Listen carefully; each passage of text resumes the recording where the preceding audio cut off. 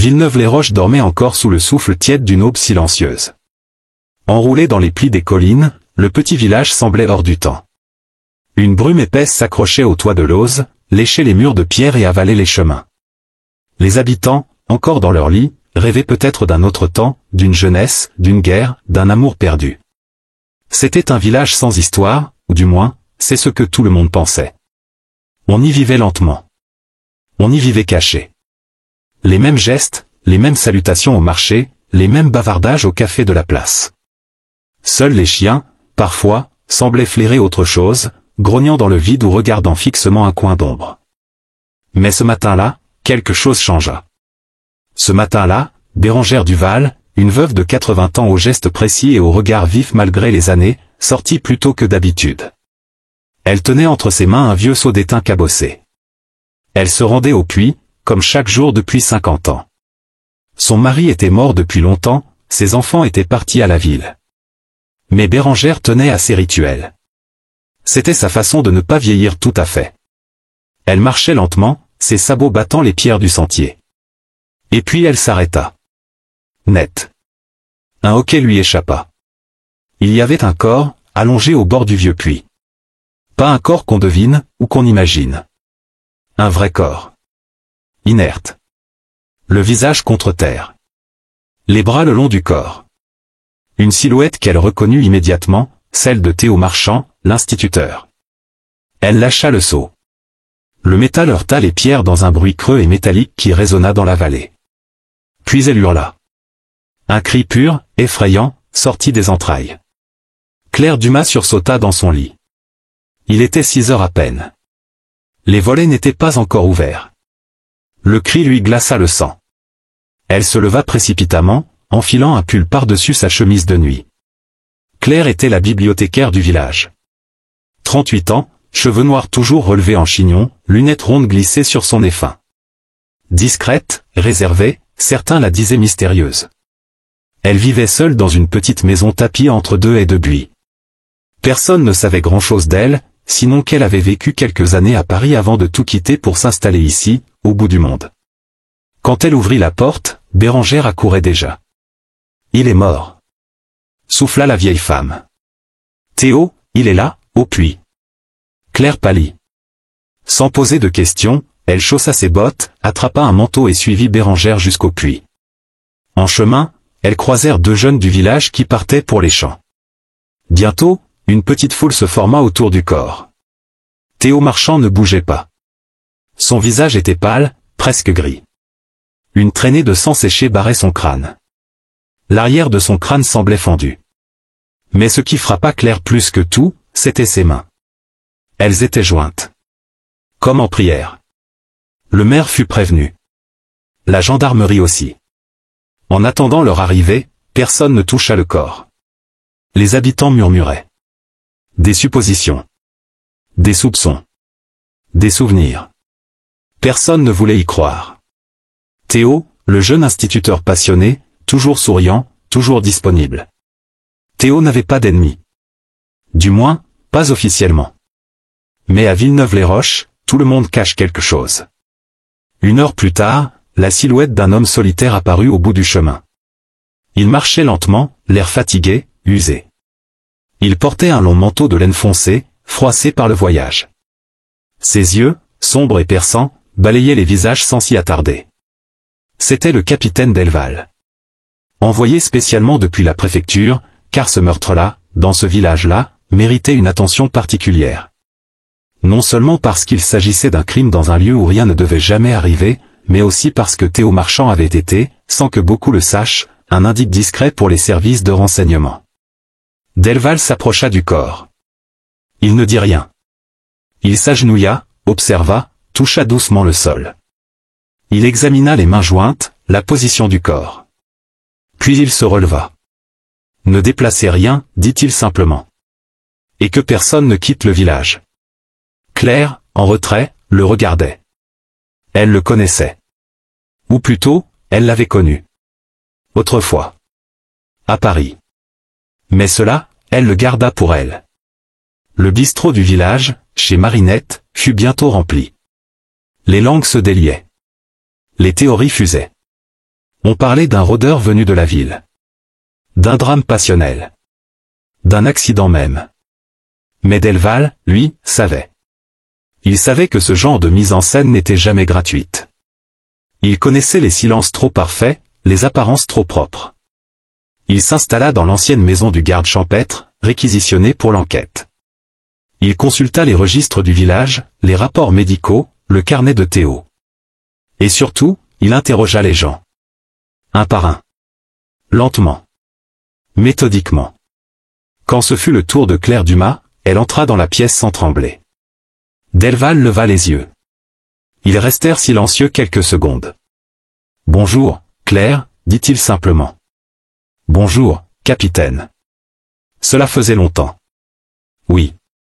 Il nota quelque chose dans un carnet. Puis il leva à nouveau les yeux. « Que savez-vous de Théo Marchand ?» Claire hésita.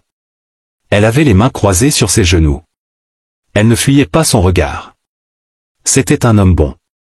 Il aimait les livres. Il venait souvent à la bibliothèque. Parfois, il restait après la fermeture. Il me parlait de ses lectures. De ses doutes. Il écrivait aussi, je crois. Delval gribouilla quelque chose. Vous étiez proche ? Je pense qu'il se sentait en confiance avec moi. Et vous ? Elle le regarda. Droit dans les yeux. Moi aussi. Dans le village, les bruits couraient vite. On disait que Claire en savait plus qu'elle ne le disait.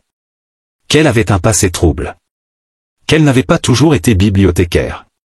Certains même disaient qu'elle avait fui quelque chose. Mais personne ne parlait de ce qu'il savait vraiment. Parce que dans les vieux villages, on préfère taire ce qu'on devine. Et sous la terre, les pierres gardaient le silence. Dans la lumière crue du matin, alors que la brume s'effilochait entre les collines, le commissaire Delval poussa la porte de l'atelier de bois de Monsieur Granguet, le menuisier du village. L'endroit sentait la sueur fraîche et la colle ancienne, un parfum presque réconfortant après l'odeur froide de la morgue. Il fut accueilli par un silence inquiet, et un jeune homme, frêle et pâle, leva à peine les yeux de son établi. C'était Louis, le fils du menuisier. Il portait un regard trouble, à la fois dur et fuyant, comme s'il s'attendait à ce que la police vienne frapper. « Louis Granguet ?» lança Delval. Le garçon hocha la tête, ses mains tremblant légèrement. Claire l'observait attentivement, notant la tension dans ses épaules, la respiration trop rapide. « Tu connaissais bien Madame Delorme, la victime ?» demanda-t-elle d'une voix douce. Il hésita. « Un peu, enfin, c'est elle qui m'a appris à lire. J'étais souvent chez elle, quand j'étais plus jeune. Mais ces derniers temps, je l'évitais. » Pourquoi ? Il tourna la tête, les yeux embués. Elle savait des choses. Elle écrivait beaucoup. Elle disait que les secrets du village devaient un jour éclater. Delval échangea un regard rapide avec Claire. Voilà qui confirmait l'hypothèse d'un mobile lié à des révélations. Elle t'a dit ce qu'elle comptait faire de ses secrets, reprit Delval. Non, mais elle m'a montré une lettre. Elle l'avait reçue. Une lettre anonyme, très menaçante. Claire s'approcha. Elle l'a gardée ? Non. Elle l'a brûlée. Mais je l'ai lue. Il y avait écrit, si tu parles, tout sera perdu. Les pierres ont vu, elles peuvent se taire. Delval resta figé. Ce n'était plus un simple meurtre. C'était une mise en garde. Et les pierres, encore elles. Toujours cette allusion étrange aux pierres. Le vieux banc de pierre devant l'église. Personne ne s'y asseyait plus depuis des années, sinon quelques anciens muets de silence. Mais c'était là, d'après Claire, que Madame Delorme passait ses après-midi, parfois immobile, regardant les nuages, parfois griffonnant des pages entières dans son carnet. Delval s'y assit à son tour. Le granit glacé mordait ses os, mais il voulait comprendre. Devant lui s'étendaient les ruelles sinueuses du village, et en contrebas, la petite place où les enfants jouaient autrefois à la marelle. À sa droite, une fissure étrange sur la pierre, comme une entaille. Il passa ses doigts dessus, ce n'était pas naturel. On aurait dit, un mot gravé, effacé volontairement. Claire, restée debout, sortit un calque de son sac. « Je suis passé ici hier soir », souffla-t-elle. J'ai frotté la pierre. On peut lire un mot, meurtre. Gravé maladroitement, mais ancien. Delval sentit sa nuque se glacer. Tu penses qu'elle a découvert quelque chose ici? Claire hocha la tête. Je pense qu'il s'est passé quelque chose sur ce banc. Peut-être pas récemment. Peut-être il y a des années. Tu veux dire, un ancien meurtre? Ou un crime jamais révélé? Et quelqu'un dans le village aurait voulu l'empêcher d'en parler. De retour dans la maison de la victime, Claire fouilla minutieusement la bibliothèque. Elle cherchait ce fameux carnet dont Louis avait parlé. Rien dans les tiroirs, ni derrière les livres. Puis elle eut une idée, elle se pencha sur la vieille commode sous la fenêtre, dont un tiroir semblait coincé. En le forçant doucement, elle sentit une résistance. Un double fond. Elle y découvrit un petit carnet relié de cuir noir. Usé, taché d'encre et de larmes séchées. Sur la première page, une phrase, à ceux qui ouvriront enfin les yeux. Claire l'ouvrit. Il ne s'agissait pas seulement de réflexion ou de souvenirs. C'était un journal d'investigation. Madame Delorme avait mené sa propre enquête depuis des années. Elle y parlait d'un drame ancien, survenu dans les années 1980. Une disparition. Un jeune homme, Julien Varnet. Officiellement, il était parti faire sa vie ailleurs. Mais elle n'y croyait pas. Elle écrivait, « J'ai vu les traces. J'ai vu la peur dans les yeux de sa mère. Et j'ai vu les pierres, celles qui pleurent quand on les regarde trop longtemps. » Claire montra le carnet à Delval. « Voilà notre mobile, dit-elle. » Elle a mis la main sur un secret étouffé depuis des décennies. Et elle s'approchait de la vérité. Delval feuilleta les pages, songeur. Si elle avait des preuves, alors quelqu'un a eu peur. Le lendemain, Delval demanda à fouiller les archives de la gendarmerie locale. Au fond d'un carton, il retrouva un dossier jauni, Julien Varnet disparu le 14 juillet 1984. Un simple rapport. Aucune enquête sérieuse. Pas de témoins, aucun signalement. On avait classé l'affaire comme fugue volontaire. Mais un détail frappa Delval, la dernière personne à avoir vu Julien Varnet était son ami d'enfance. René Fournier. Le même René qui était d'aujourd'hui maire du village. Claire, en lisant ce nom, pâlit. Fournier? Tu veux dire celui qui a fait taire Madame Delorme quand elle dénonçait la construction de la décharge illégale? Celui-là même? Delval referma le dossier. Il est temps de lui poser quelques questions. René Fournier les reçut dans son bureau de la mairie avec un sourire glacé. L'homme, d'apparence affable, portait bien son costume de notable. Mais son regard était trouble, inquiet derrière des lunettes trop propres. « Vous voilà encore, commissaire, que puis-je faire pour vous ?» ironisa-t-il. « Julien Varnet, ça vous dit quelque chose ?» lança Delval abruptement. Le visage du maire se figea. Ce nom remonte à loin. Un gamin un peu bizarre, si mes souvenirs sont bons. Il est parti. Personne ne l'a revu. Parti ou disparu? Un silence tendu s'installa. Claire sortit une photocopie du carnet. Madame Delorme semble penser qu'il est mort ici. Et qu'il y a des gens qui savent. Dont vous. Fournier se leva brusquement, le visage blême. Ce sont des élucubrations d'une vieille folle. S'emporta-t-il. Rien de ce qu'elle a écrit n'est vrai. Et pourtant elle est morte, fit Delval, calme. Étranglée. La veille du jour où elle devait déposer une lettre au procureur. Fournier ouvrit la bouche, mais aucun son n'en sortit.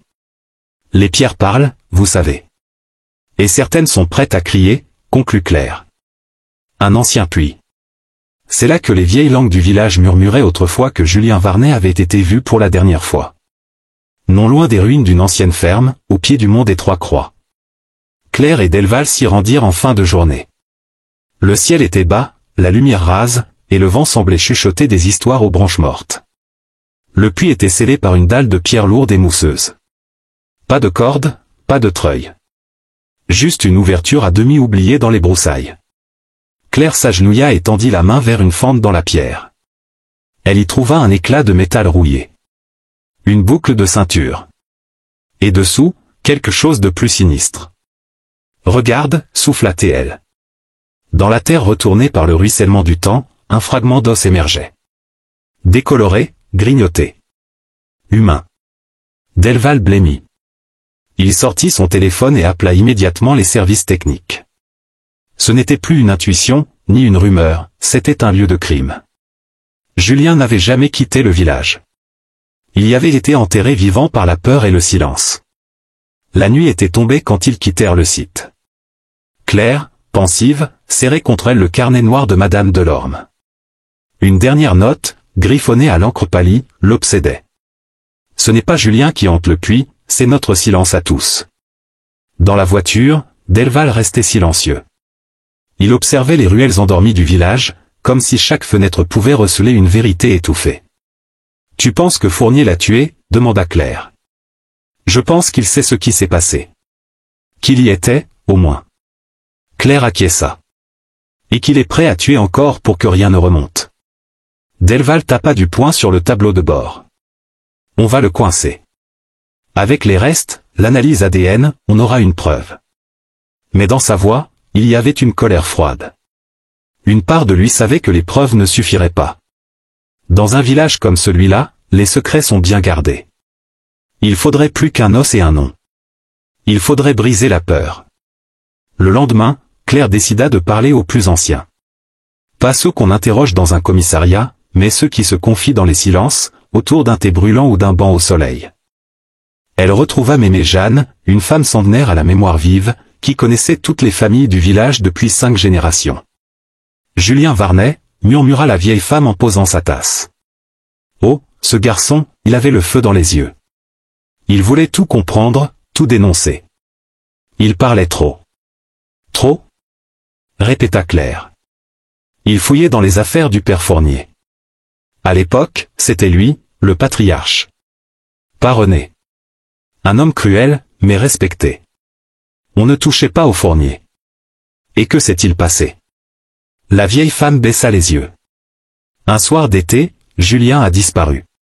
On a dit qu'il était parti. Mais moi, je sais que les garçons Fournier l'ont emmené là-haut. Au puits. Et personne n'a rien dit. On avait trop peur. Pourquoi Madame Delorme a-t-elle voulu faire éclater la vérité maintenant ? Mémé Jeanne fixa Claire de ses yeux pâles. Parce que l'esprit de Julien est revenu. Depuis 6 mois, des enfants l'entendent pleurer la nuit. Des bêtes refusent de boire à la source. Les pierres se fendent. Le silence, ma petite, il est en train de mourir.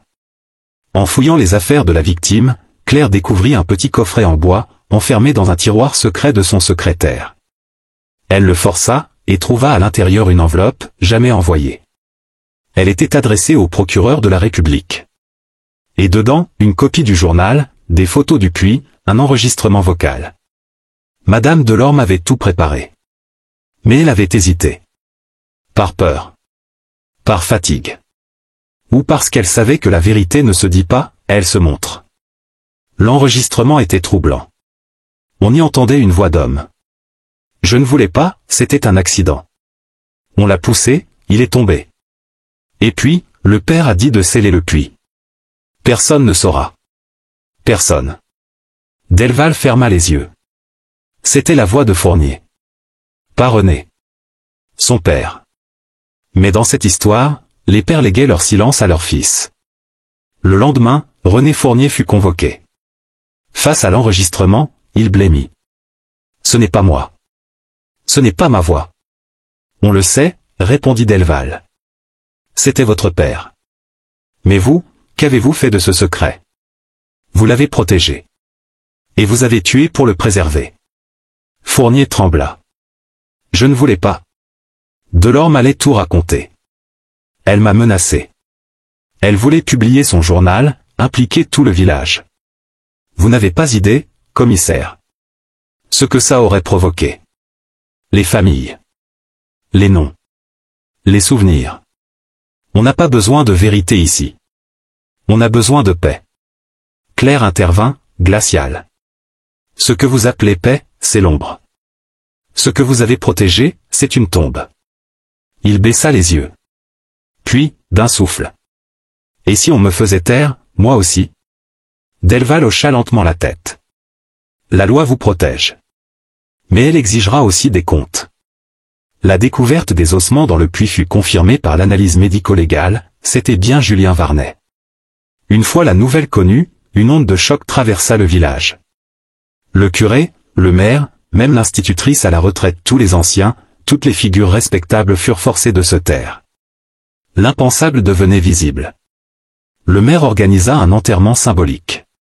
Un cercueil vide, une plaque gravée. Tout pour sauver la face. Mais Claire, elle, savait que cette cérémonie n'était qu'un masque de plus. Delval refusa d'y assister. Il resta sur les hauteurs du village, observant à distance. Pour lui, il n'y avait pas encore de paix possible. Pas tant que les vivants continuaient de mentir sur ce qu'ils avaient vu, ce qu'ils avaient fait, ou laissé faire. Les jours suivants furent tendus. Des graffitis apparurent sur les murs de la maison de Fournier.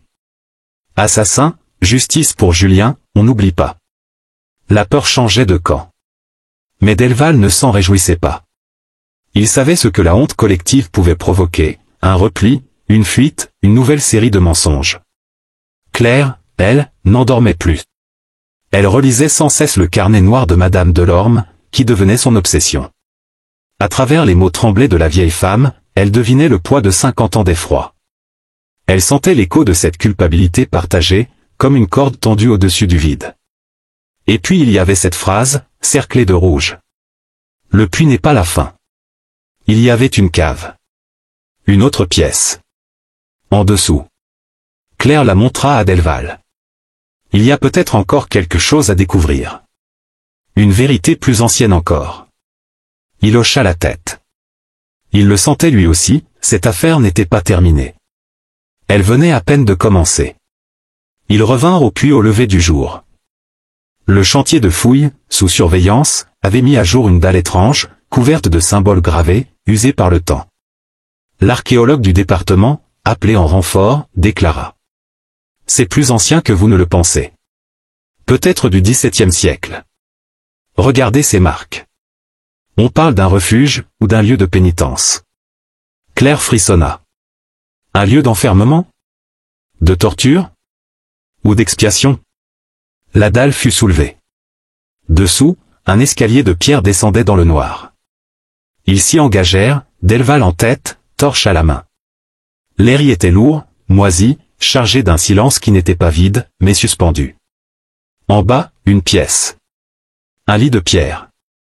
Une chaîne rouillée. Et sur les murs, des mots gravés à l'ongle ou à la lame. Je n'ai pas menti. Le silence est une cage. Je suis encore là. Claire sentit ses jambes faiblir. Ce lieu, ce n'était pas juste une cachette. C'était une prison. Quelqu'un y avait été enfermé. Longtemps. Delval s'approcha d'un coin sombre. Il trouva une boîte en fer. Dedans, un petit cahier. Un journal. Il lut à voix basse. Ils me font taire, mais je continue d'écrire. Un jour, quelqu'un saura. Je n'ai jamais touché l'enfant.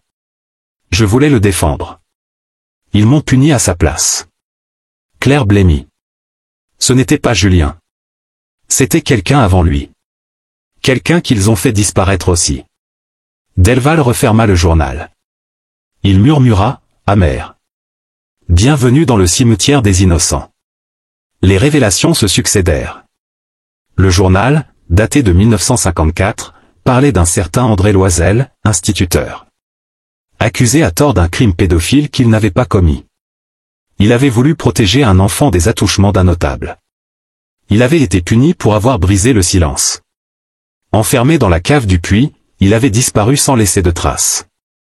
C'était lui, la première victime. Julien Varnet n'avait fait que découvrir son histoire. Il voulait alerter, rouvrir le dossier. Et lui aussi, on l'avait fait taire. Delval regarda le vieux journal, puis le carnet de Madame Delorme. Les deux se répondaient à 50 ans d'écart. Une même voix, un même cri étouffé, la justice étouffée sous la respectabilité. Claire sanglotait doucement. Le village était une tombe. Pas une communauté. Une machine à broyer les éveillés. Delval convoqua les médias. C'était contraire à ses habitudes, mais nécessaire. Il fallait que tout le monde sache. Les archives furent rendues publiques. Le journal d'André Loisel fut lu en entier à la radio régionale. Le visage de Julien Varnet fut affiché en grand sur les murs de la mairie. Et dans ce déferlement de vérité, une dernière surprise éclata. Le maire lui-même, Étienne Marval, fut arrêté. Il avait été l'un des témoins du calvaire d'André Loisel. Il n'avait rien dit. Et avait, plus tard, couvert le silence autour de Julien. L'anneau de pouvoir et de peur remontait jusqu'au sommet. Delval regarda l'homme s'effondrer en garde à vue. Pas de cri. Pas de résistance. Juste un regard vide. « Pourquoi n'avez-vous jamais parlé ?» demanda Delval. Marval répondit, d'une voix morte. « Parce que j'ai cru qu'on avait besoin de paix. Mais j'ai donné la paix aux coupables, et l'enfer aux justes. » Après l'arrestation du maire Marval, quelque chose sembla se briser dans le village. Le cœur de Saint-Aurel battait autrement. Les volets restaient clos plus longtemps, les salutations se faisaient plus rares. On n'osait plus croiser les regards. Claire arpentait les rues avec cette impression étrange que les maisons la regardaient. Comme si les murs eux-mêmes retenaient leur souffle.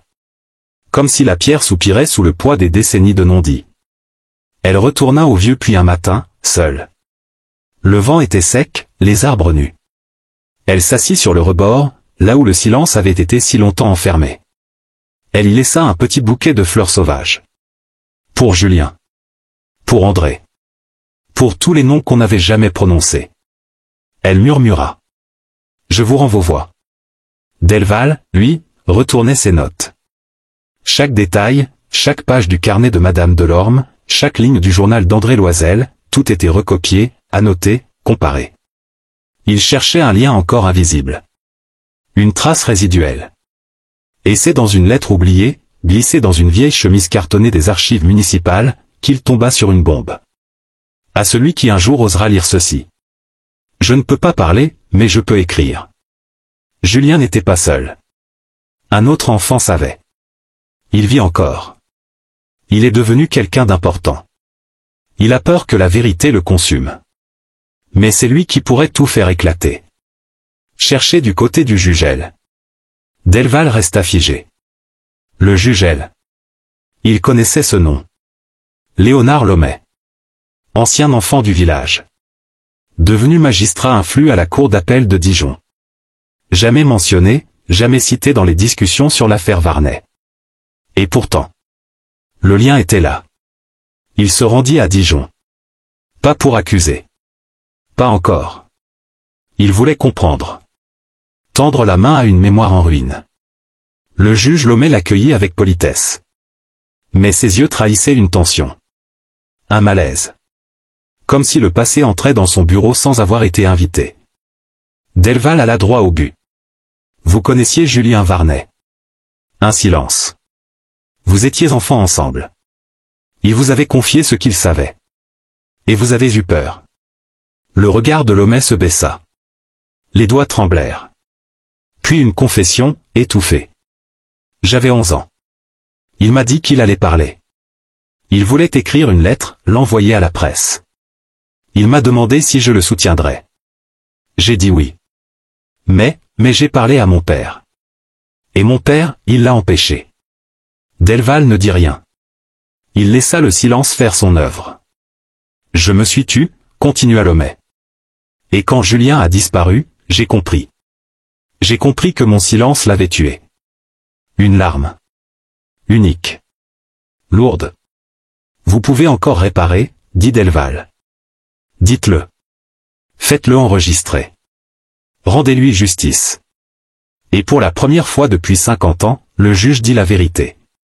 Le témoignage de Lomet fut décisif. L'affaire Varnet fut rouverte, cette fois sous le nom d'affaire Loisel-Varnet. Une double tragédie. Deux enfants du silence, unis par l'oubli et l'injustice. Les caméras affluèrent à Saint-Aurel. Les chaînes nationales s'intéressèrent à ce village de pierre devenu symbole. Des débats éclatèrent. Sur la loi du silence. Sur la responsabilité collective. Sur les abus de pouvoir. Mais au cœur du tumulte, une chose importait, les visages. Claire les observait. Les anciens du village. Les anciens élèves de Madame Delorme. Les hommes devenus vieillards, les femmes au regard fuyant. Tous réunis sur la place centrale. Tous face à une stèle, fraîchement érigée. À ceux que nous avons fait taire. Que leur vérité éclaire les générations à venir. Une torche fut tendue à Claire. Elle alluma un brasero devant la stèle. Un feu doux. Un feu symbolique. Pas pour détruire. Pour purifier. Et là, dans la lumière vacillante, Delval crut voir deux silhouettes s'éloigner. Deux enfants. Main dans la main. Un regard en arrière. Puis le vent. Puis plus rien. Les jours suivants furent d'un calme étrange. Comme si le village, après avoir hurlé ses secrets, s'autorisait à respirer. Pour la première fois depuis longtemps. Claire décida de rester. Pas définitivement. Mais pour un temps. Elle rouvrit la petite bibliothèque municipale, fermée depuis des années. Elle y installa une exposition permanente, Mémoire d'un silence. Carnets, photos, lettres, journaux. Pour que les enfants sachent. Pour que plus personne ne se taise. Delval, lui, s'apprêtait à repartir. Une autre enquête l'attendait. Une autre ombre, quelque part. Mais au moment de quitter le village, Claire lui tendit un petit carnet. Son propre journal. Ce qu'elle avait ressenti. Vécu. Traversé. Tu en feras ce que tu veux, dit-elle. Il le glissa dans sa veste. Il la remercia d'un regard. Puis, avant de partir, il retourna une dernière fois au puits. Le vent soufflait doucement. Les pierres semblaient apaisées. Il murmura simplement. Je vous entends. Et il s'en alla. Un mois s'était écoulé depuis la réouverture de l'affaire Loisel-Varnet. Le calme, revenu dans les ruelles de Saint-Aurel, semblait presque trop silencieux pour être honnête. La bibliothèque municipale, depuis sa réouverture, attirait quelques curieux. Des visiteurs, des journalistes en quête de décor, des chercheurs de mémoire. Mais ce soir-là, la façade de la petite bâtisse trembla sous un grondement sourd. Une explosion. Pas violente. Mais suffisamment pour faire voler en éclats la vitrine principale. Claire fut réveillée en sursaut. Elle vivait à l'étage du bâtiment. Le souffle l'avait projetée contre le mur. Elle se releva, sonnait, la joue ensanglantée. Une silhouette s'enfuyait dans la nuit. Elle voulut hurler, courir, mais ses jambes flanchèrent. Un mot peint à la hâte sur la pierre calcinée, en lettres rouges. Ferme-la. L'appel arriva à Dijon au petit matin. Delval n'hésita pas une seconde. Il revint à Saint-Aurel sans passer par les autorités locales. Il connaissait maintenant les chemins du silence, et il savait qu'ils étaient longs, tortueux, souvent circulaires. Claire allait bien. Un peu de pansement, une côte fêlée. Mais dans ses yeux, quelque chose avait changé. C'était une menace, dit-elle. Ce n'était pas un souvenir. C'est du présent. Delval observa les dégâts. L'explosion n'avait rien de sophistiqué, mais elle était calculée. Il nota la signature, la peur peinte avec rage. Il regarda Claire, puis la stèle encore intacte au centre du village. Et il dit. Quelqu'un veut éteindre une voie qu'on vient à peine de rallumer. Delval reprit les visites. Les visages. Les silences. Il interrogea encore une fois les anciens. Non pas sur Julien. Mais sur les autres. Ceux qui, peut-être, n'avaient pas été nommés. Des histoires parallèles. Des abus jamais évoqués. D'autres formes de pouvoir. Il entendit parler, pour la première fois, de la famille Méline. Des noms qui ne figuraient dans aucun dossier. Ils possédaient des terres à l'écart, dit une vieille femme. Personne ne les voyait. Mais tout le monde les redoutait. Une rumeur. On disait que leur fils, il emmenait des enfants dans les bois. Qu'il leur faisait peur. Qu'il jouait avec eux. Mais personne ne s'était plaint. Parce que les Méline avaient des relations. Parce qu'ils étaient au-dessus. Et leur fils, Grégoire Méline, vivait encore. Juste à côté du hameau des Trois Chênes. Delval s'y rendit. Une ferme vieillissante. Une grande bâtisse avec des murs couverts de mousse, un portail rouillé, un jardin à l'abandon. Grégoire Méline, la soixantaine, vint à sa rencontre. Long visage fermé. Mains épaisses. Regard trouble. Vous vous intéressez à Julien, demanda-t-il d'un ton plat. Entre autres. Delval observa les gestes. Les silences.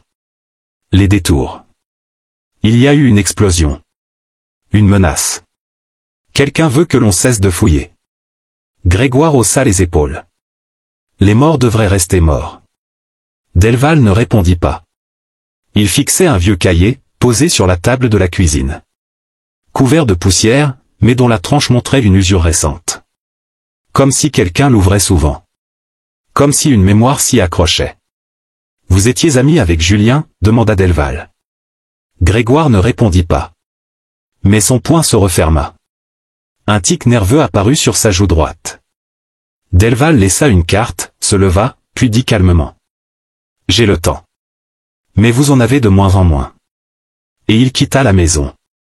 Dans les jours qui suivirent, Claire reçut un courrier anonyme. Une feuille pliée. Une seule phrase. Il y en a eu d'autres.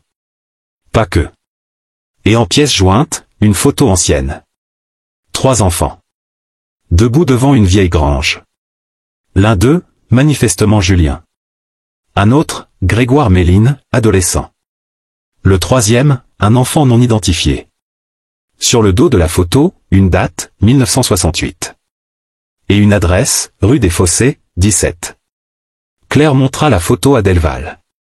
Celui-ci la retourna plusieurs fois. Il semblait perdu, puis soudain tendu. Cette adresse, elle n'existe plus. C'est devenu un parking. Mais on peut fouiller les archives cadastrales.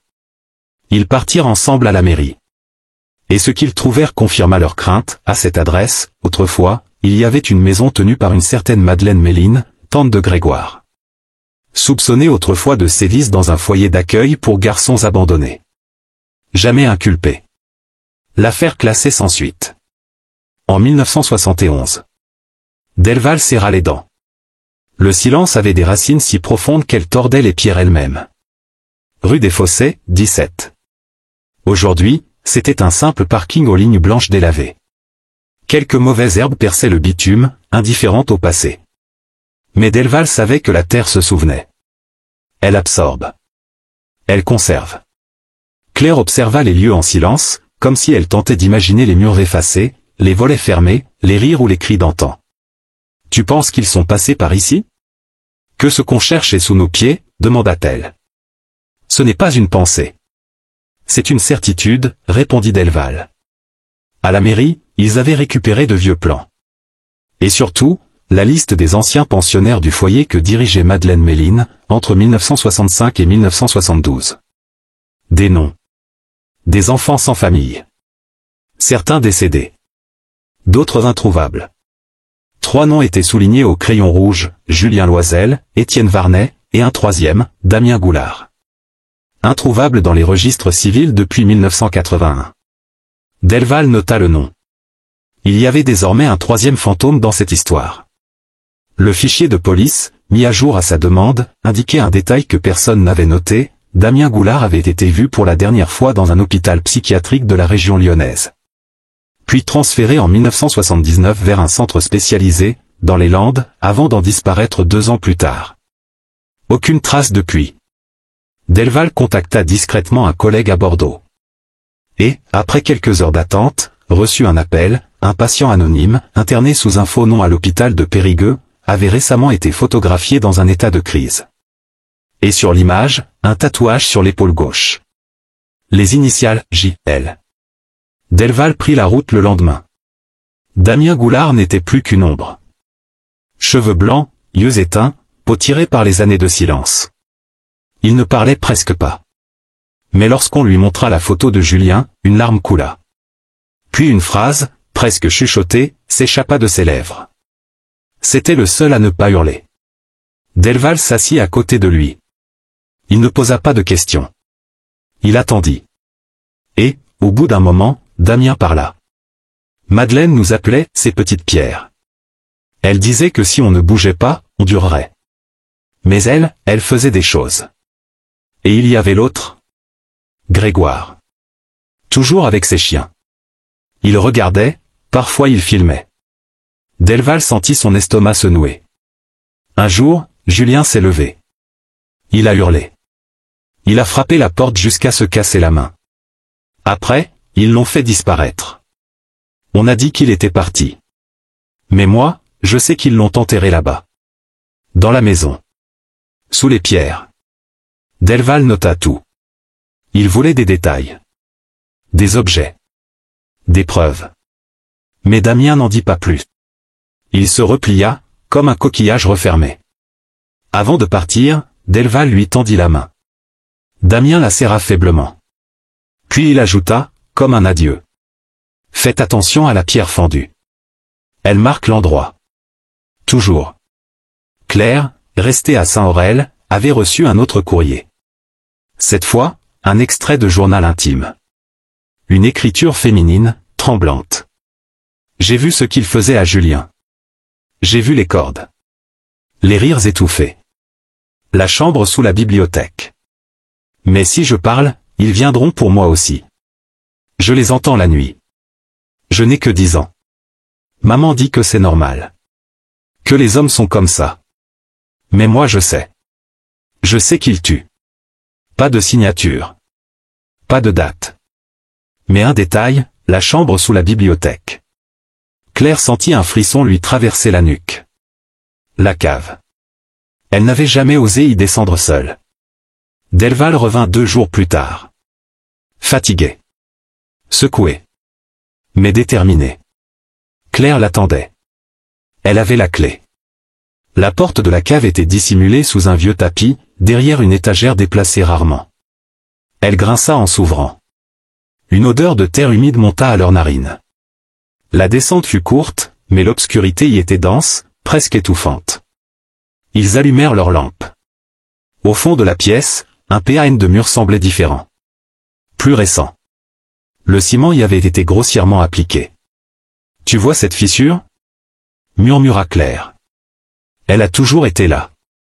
Mais je ne l'avais jamais vraiment regardée. Une pierre fendue. Ils commencèrent à déblayer. Et derrière la cloison, ils trouvèrent une petite pièce. Un réduit. Un matelas rongé par le temps. Des chaînes rouillées. Et, sur un mur, gravé au couteau. « Je suis encore là. » J.L. Delval photographia tout. Il appela discrètement le procureur de Dijon, exigeant l'ouverture officielle d'une enquête pour séquestration, torture et dissimulation de cadavres. Mais il savait que tout ça ne serait pas simple. Les Méline avaient encore des relations. Des silences bien installés. Et puis, ce n'était qu'un bout du puzzle. On ne retrouvera peut-être jamais le corps, dit-il à Claire. Mais maintenant, plus personne ne pourra dire qu'il n'y avait rien. Plus personne. Claire regardait le petit réduit, les chaînes, la pierre gravée. Elle tremblait. « On continue ?» demanda-t-elle. Delval la regarda, longtemps. Puis il acquiesça. « Oui. On continue. » Jusqu'à ce que chaque pierre ait parlé. Une semaine plus tard, le parquet de Dijon annonçait officiellement l'ouverture d'une enquête préliminaire, discrète mais réelle. L'intitulé « Suspicion de séquestration et actes de torture sur mineurs faits anciens ». Delval reçut un appel sec du préfet en personne. « Vous auriez pu passer par les voies internes. » Delval répondit calmement. Il y avait déjà des voies internes. Elles menaient toutes au silence. La presse ne savait encore rien. Mais ça viendrait. Et avec elle, les conséquences. Au village, le vent changea. Le maire, Monsieur Vautrin, un homme massif et politique dans l'âme, convoqua Delval à la mairie. Sa voix était mielleuse, mais ses yeux trahissaient la peur. « Je comprends votre zèle, capitaine, mais, faut penser au village. C'est une communauté, vous voyez ? On n'a pas besoin de remuer les morts. Il y a des familles ici. De vieilles familles. » Delval le fixa sans ciller. « Justement. Certaines familles doivent des réponses. » Le maire fit mine de sourire. « Et si vous vous trompiez ? Si tout cela n'était que des élucubrations de faux oubliés ? Dans ce cas, pourquoi tremblez-vous autant, monsieur le maire ?» Le silence qui suivit fut plus lourd qu'un orage. Claire, de son côté, avait décidé d'aller voir les anciens. Elle rendit visite à Madame Lemoine, 89 ans, presque aveugle, mais encore vive. L'ancienne couturière du village. « Julien Loisel ?» répéta-t-elle en caressant son chat. « Oui, un petit blondinet. Très calme. Un regard triste. Je l'aimais bien.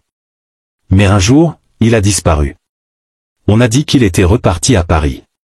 Moi, j'y ai jamais cru. Et les Méline ? Ah, la grande famille. Les fêtes à l'église. Les donations. Mais derrière, c'étaient des gens durs. Surtout Madeleine. On disait qu'elle avait un regard qui vous pelait la peau. Vous aviez entendu parler du foyer? Des enfants? La vieille femme resta silencieuse. Puis, d'une voix cassée. On savait. Mais on ne disait rien.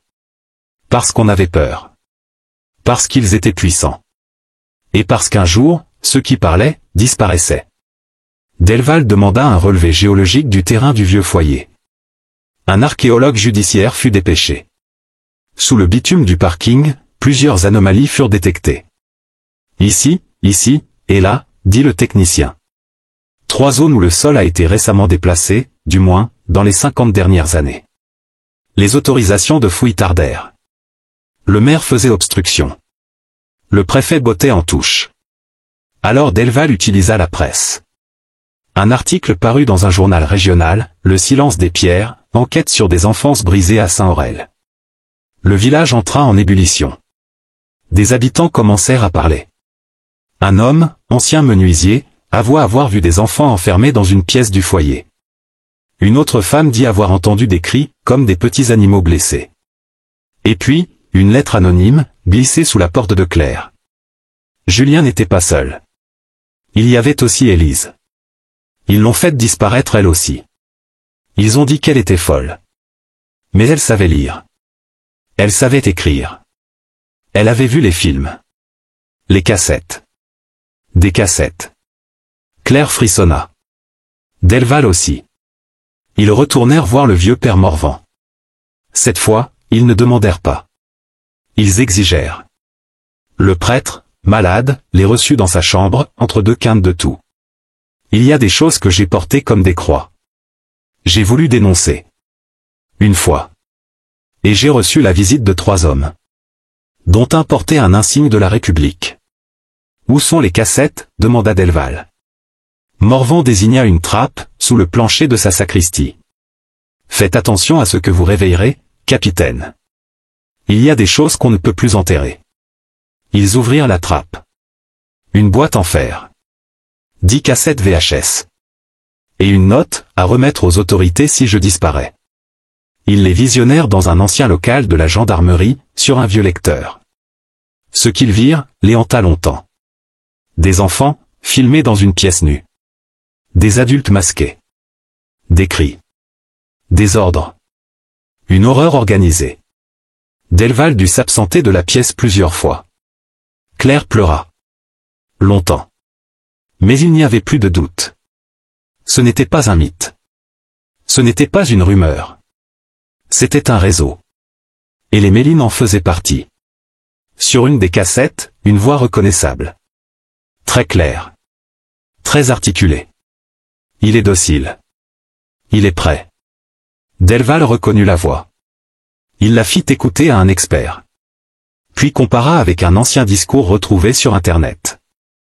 Pas de doute possible. Un député local, aujourd'hui sénateur. Son nom était René Albin Méline.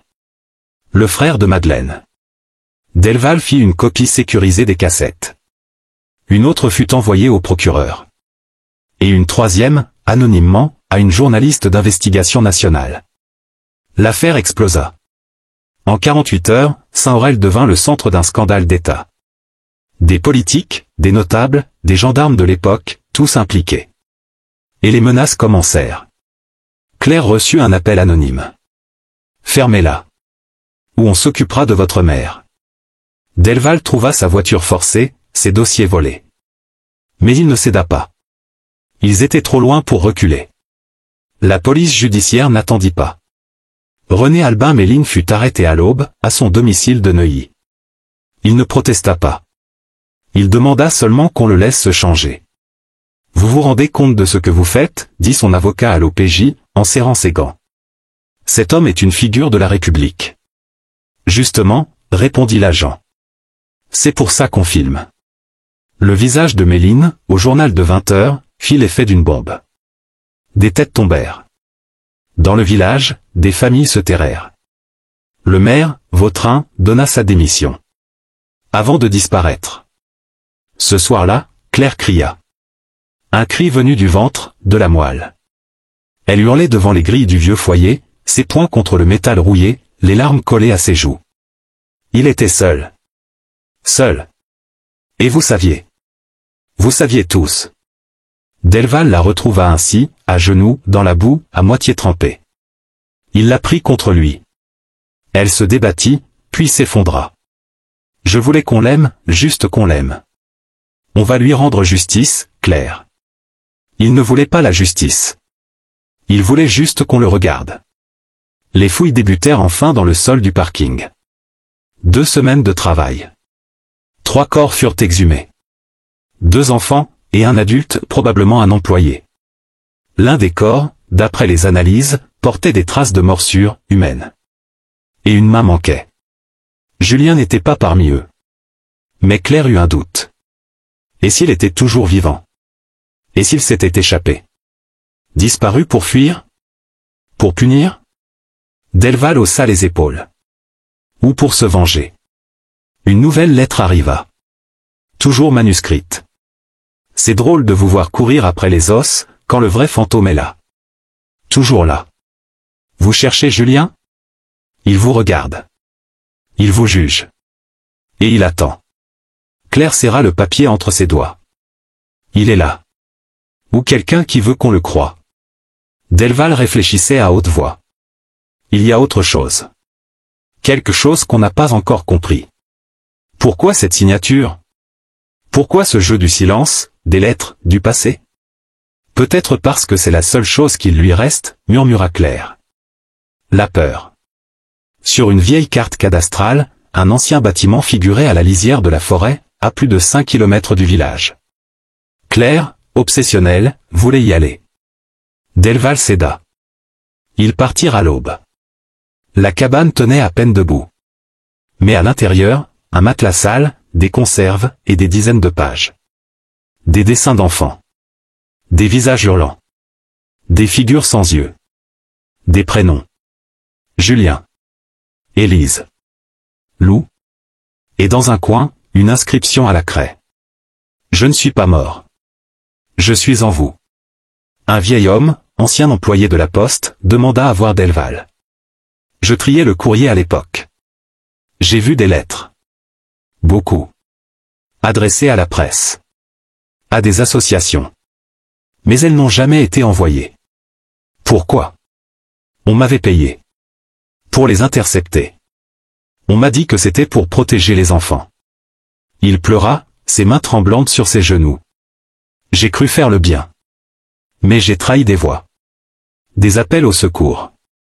Parmi les lettres retrouvées, une de Julien, datée de 1987. Je m'appelle Julien. J'ai 10 ans. On me frappe. On me touche. Aidez-moi. Claire fit un choix. Elle proposa un livre.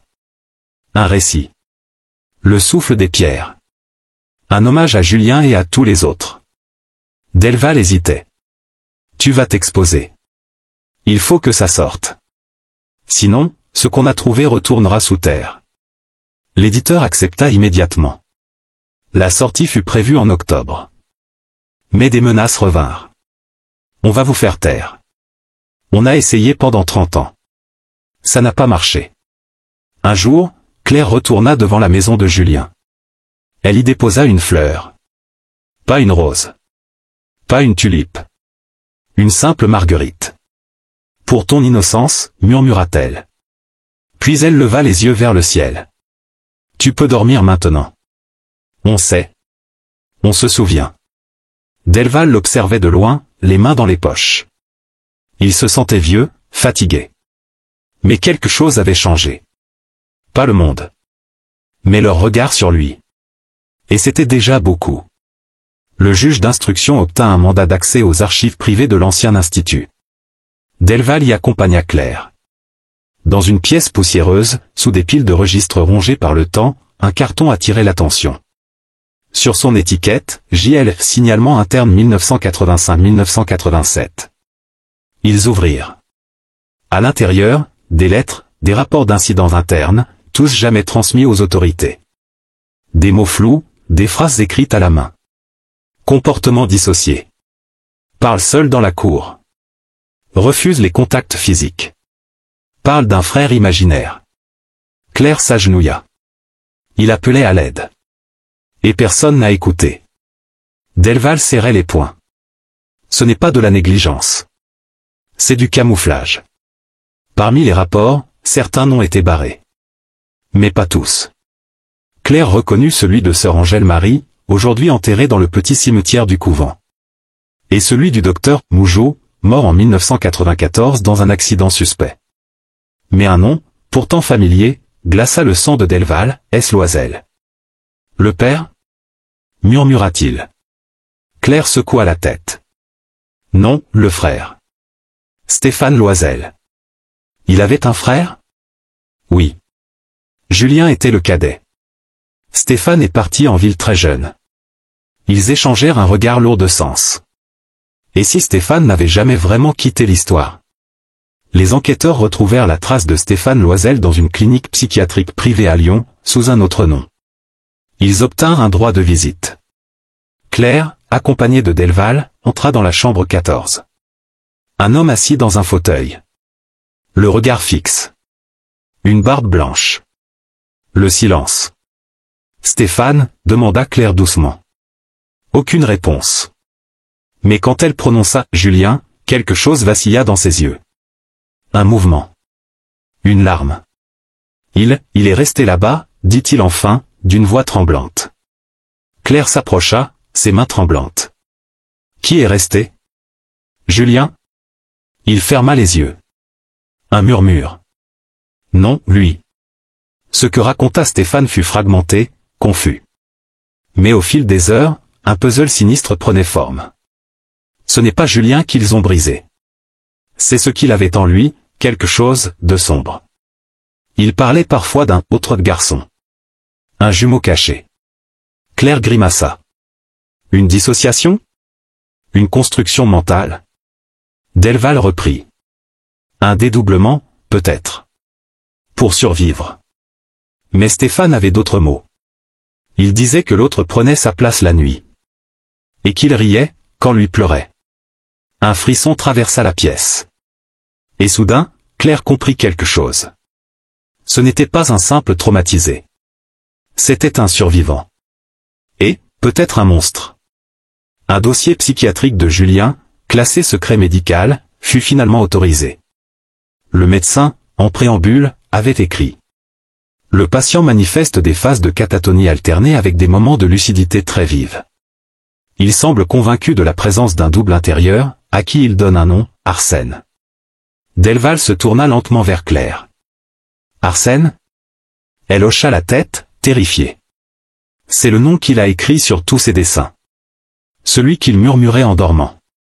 Celui que les enfants disaient avoir vu la nuit. Ce n'était pas un tueur.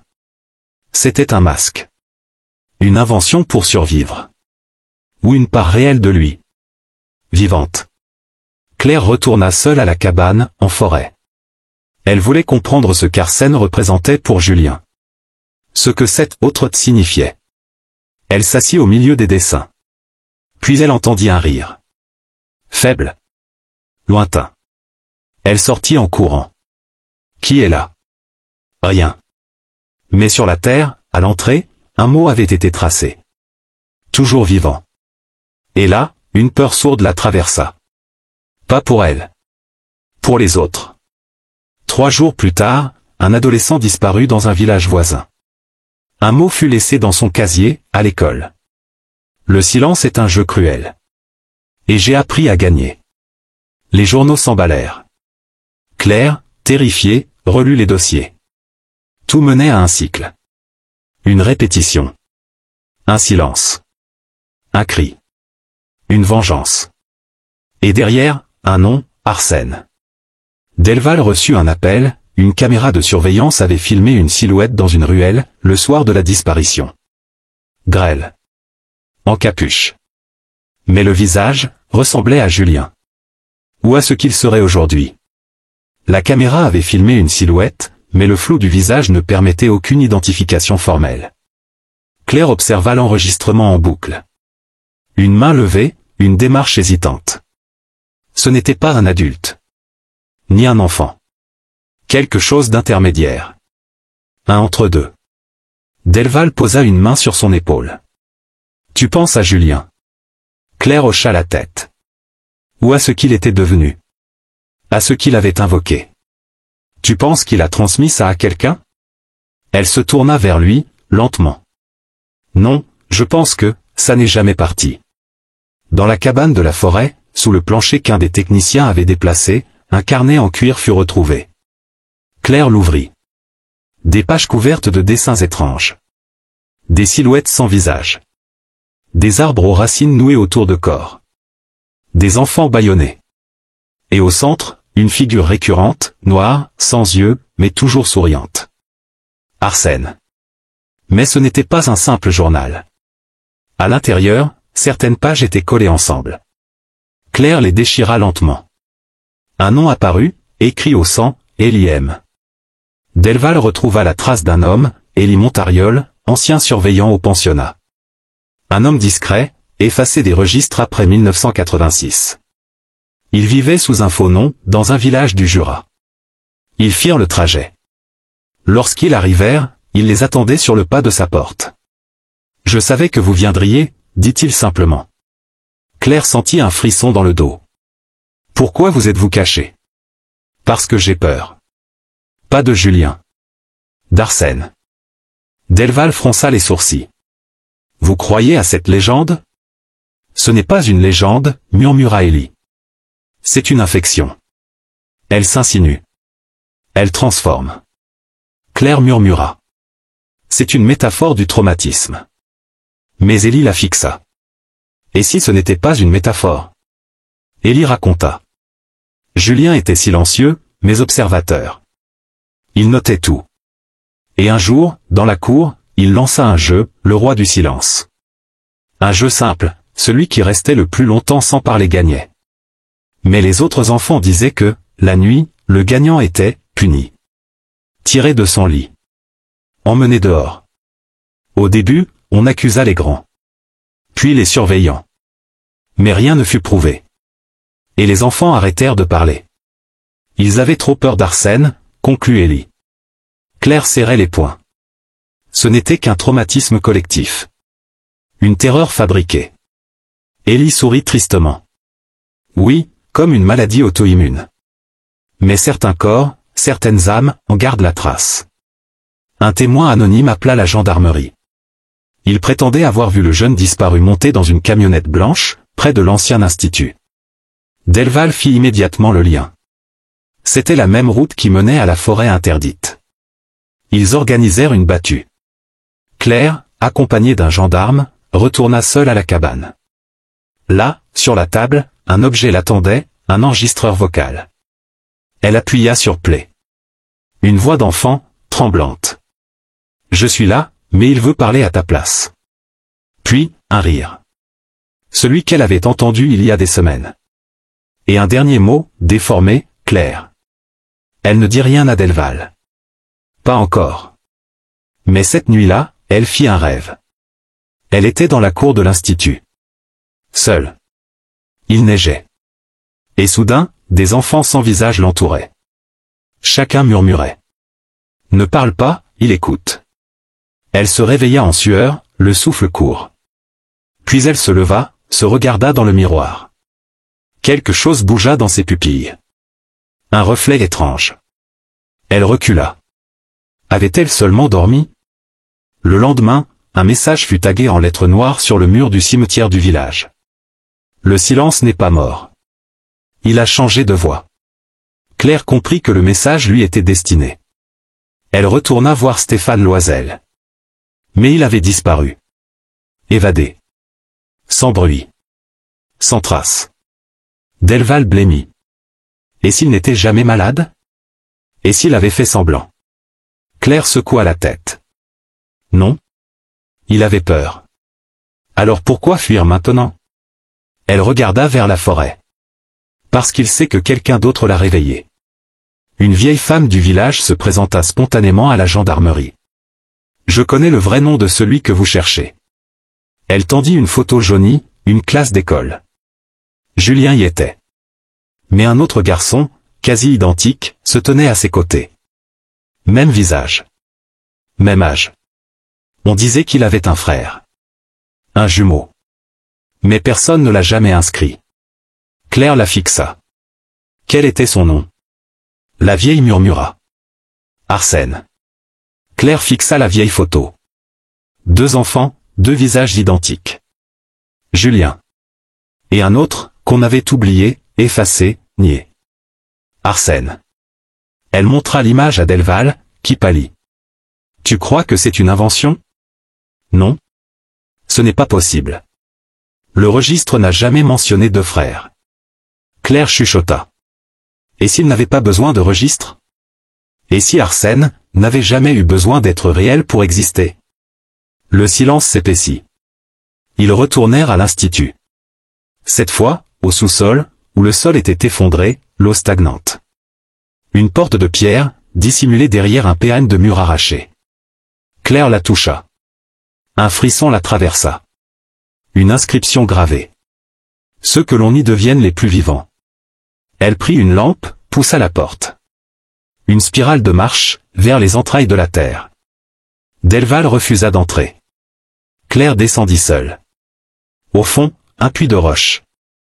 Des dessins au mur, identiques à ceux du carnet, enfant, bouche cousue, figure noire. Et au centre, un cercle de pierres dressées, anciennes, rongées par l'humidité. Une voix s'éleva. Tu es revenu. Claire se retourna. Stéphane Loisel était là. Amaigri, tremblant. Mais calme. Tu m'as suivi? Je ne suis jamais parti. J'ai toujours su que ce lieu nous rappellerait. Qu'est-ce que c'est? Le lieu de naissance. De Julien. Et de lui. Claire hésita. Arsène? Stéphane sourit, amer. Non. Arsène, c'est la cicatrice. Stéphane raconte. Julien avait un frère. Pas de sang. Pas légalement. Mais un double. Un ami imaginaire si puissant, qu'il en était devenu tangible. Quand Julien était battu, humilié, Arsène apparaissait. Il punissait les coupables. Et les autres enfants, terrifiés, se mirent à croire. Alors Julien ne fut plus seul. Mais il perdit sa voix. Et peu à peu, Arsène prit sa place. Stéphane murmura. Il ne s'agissait jamais d'un démon. Juste de douleur. De celle qu'on ne sait pas dire. Qui devient autre chose. Claire pleurait. Claire leva les yeux. Et maintenant? Maintenant, Arsène a besoin d'une voix. Il a grandi. Il s'est nourri. Il veut sortir de l'ombre. Pourquoi moi? Parce que tu l'as regardé. Parce que tu as eu peur, enfant. Et qu'il a senti cette faille. Le cercle de pierre vibrait. Le sol tremblait légèrement. Claire s'approcha du centre. Et si je dis non? Stéphane la fixa. Alors il prendra quelqu'un d'autre. Dans l'obscurité, une silhouette apparut. Julien. Ou Arsène. Ou les deux à la fois. Le visage se déformait dans la lumière. Tantôt doux, tantôt cruel. Tu ne peux pas fuir ce que tu as laissé en arrière, dit-il. Claire murmura. Tu n'es pas réel. Tu m'as rendu réel. Elle sortit le carnet. Le jeta dans le feu du sanctuaire. Tu n'es qu'un souvenir. Une infection. Un mensonge. La silhouette hurla. Le sanctuaire s'embrasa. Claire se réveilla à l'extérieur. La cabane avait brûlé. Delval la tenait dans ses bras, inquiet. Tu étais inconsciente. On t'a cherché partout. Et Stéphane? Disparu. Elle se redressa. Le carnet n'était plus là. Mais autour d'elle, les pierres du sanctuaire formaient un cercle, intact. Comme si elles avaient toujours été là. Elle toucha sa gorge. Elle pouvait parler. Le silence était parti. Ou, endormi. Quelques semaines plus tard, Claire décida de quitter la police. Elle reprit l'écriture. Un livre. Une histoire. Celle d'un enfant, d'un frère, d'un fantôme. Le titre, Le silence d'Arsène. À la fin du roman, une phrase. Ce que nous taisons enfante des monstres. Mais ce que nous racontons, peut les apaiser.